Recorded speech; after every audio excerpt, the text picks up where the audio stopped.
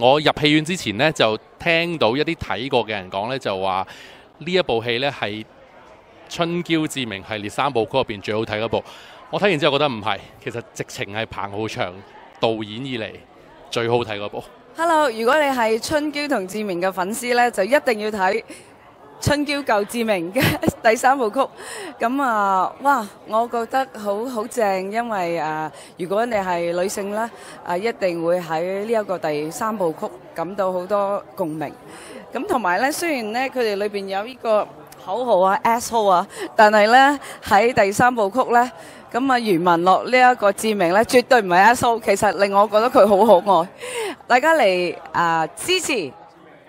春嬌救志明。咁我諗呢個係一個都真係一個香港人嘅集體回憶嚟嘅，即係呢對情侶，我哋見咗佢哋咁耐咁樣，咁亦都我覺得其實每一集嘅春嬌或者每一集嘅志明啦，都係